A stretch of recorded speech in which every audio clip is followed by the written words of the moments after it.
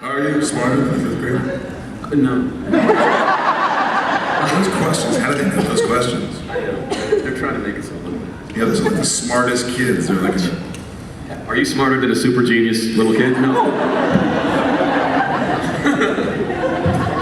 it's just the way it is, you know, and that's why I think today it seems like you have to be more creative. You have to, we're not just actors, we're writers, and you have to just explore every realm and just try to go with it and create your own magic.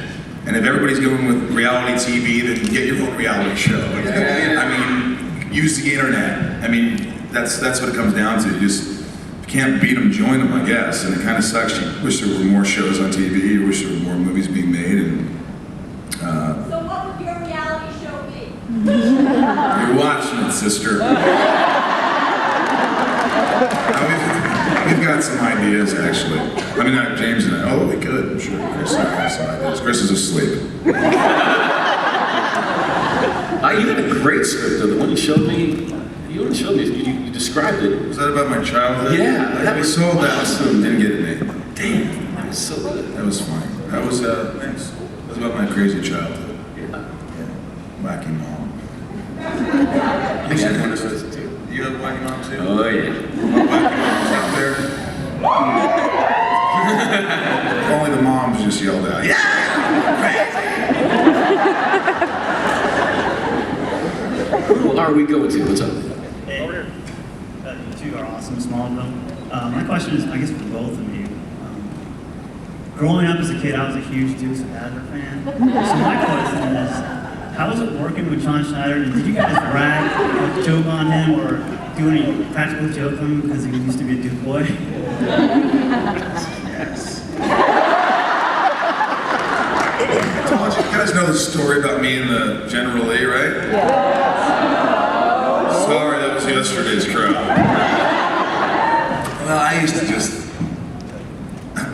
butt the hell out of John. Did you? Yeah, I remember the table read through it, like, oh, dude. And there's nothing worse when an actor is trying to get over something. Not to say he doesn't, he loves, I think he sold the General Lee. He has his own General Lee. I mean, he's got to love him, It's like Lex having his own castle and, He has a car generally that he drives. Yes. But here's a funny story. I was keeping my car there at his house, his ranch in the Glory Hills. He goes, yeah, just park it in my house. I'm like, sure. Well, I went to Smallville, she's Smallville. So I went up there and I was parking my car and he opens the garage door and there's a freaking General Lee. And I go, you have got to be kidding me. I go, you were taking me out this now. Oh, come on, Michael. All right, get it. So we're flying down the highway, we stop at a light. And there's this girl looking over, and she's like kind of looking at me, or John, or the car. No, probably neither. So I go, John, you gotta do it, man. He's like, do what? I'm like, you gotta do it. He's like, do what? I'm like, you gotta do the horn thing, right? So that didn't work. She drove off. She was creeped out. But it was awesome. Right in the for sure. But we used to sing Just the Good Old Boys all the time. And then Tom Wopak came. I had to get my cowboy hat on. I'd be like half naked, running around saying, man, you didn't know. They would just look at each other and go, it's Rosenbaum. Just let him do what he's doing. Just don't touch the animal. And I only shot with John one time, so I didn't get to know him as much. But he's a very nice guy. Great hair. Great body. Yeah. Great hair. Nice smile.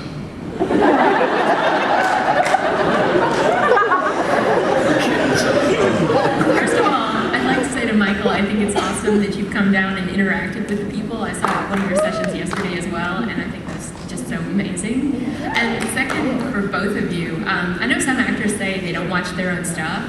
Do you watch the finished product of the shows you've been in? And if so, do you have any moments where you just wondered what the hell you were doing?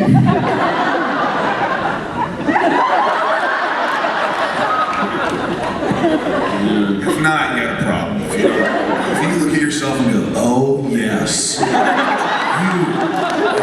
fantastic actor. Oh my God, I'm gonna learn so much from you. Watching me.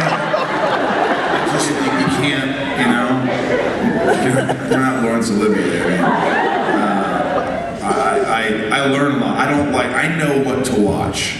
There's sometimes on Smallville we do a great episode that, I really want to see that. Have a great scene with James, or we have a great moment with John Glover, my father, or, there's something pivotal about the episode, or then I'll watch it, and I'll go, okay, I was challenged here. Let's say if I met the challenge. And, there's moments you go, hey, all right. I never watch it with a lot of people, maybe a friend, but yeah, I just, and sometimes I just don't even talk about a movie. I try to go to IMDb and say, can you get this movie removed completely? So I know, I just don't want it there. I know I made $20 million, but I don't care. It shouldn't have. You know what I mean? You know what I'm saying? I recently, actually I learned a lesson. I had this little tiny role in this movie called P.S. I Love You. I was trying to be a good boy. I was coming from television with this attitude of, don't come in with these big ideas and mess everything up. But it wasn't television, it was a movie. And I had a kind of an underwritten character. And I should have been like, I want a flying monkey on my thing. I want to have a mohawk and something interesting. Because I walked out of that film, I said, that's a great film. But who is that boring guy? Random guy. So then when I got down to Mexico and we were shooting Dragon Ball, I was on the warpath. I had all my ideas, and I was like, and the makeup artist's like, James, the producer does not want us to do that with your character. And I'm like, the producer is not here.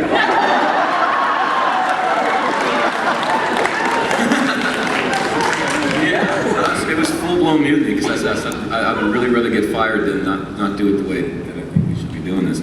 And maybe they can fire me now. Oh, I'm on television. Hi, boss. Yeah. So yeah, you can learn a lot by watching yourself. Like, oh, don't do that. Yeah, what's funny? I did this movie with Steve Martin, and I had to wear this horrible wig because I'm bald as Lex. But I was like, it's kind of funny if the character wears a goofy wig anyway. So, but how Steve works, and I watched him with comedy. It's really interesting. They'll be like cut, and Steve will run over to the monitor, and he'll watch it. Because it's comedy. It's not like, I don't want to see when I'm serious. I want to stay in the moment, feel it, and let it happen. But with comedy, I actually learned a lot from watching Steve. Go to the monitor, I go, he's like, yeah, I can do this here. And then you can actually say, wow, I can be bigger here. I can do more. And you learn. You could actually, I didn't mind watching myself after each take, because I thought I could actually adjust. As opposed to... That's a good point, because comedy really is kind of closer to doing like a magic trick. So you want to check the monitor and say, did the rabbit show before it pulled the thing? Yeah, okay. Exactly.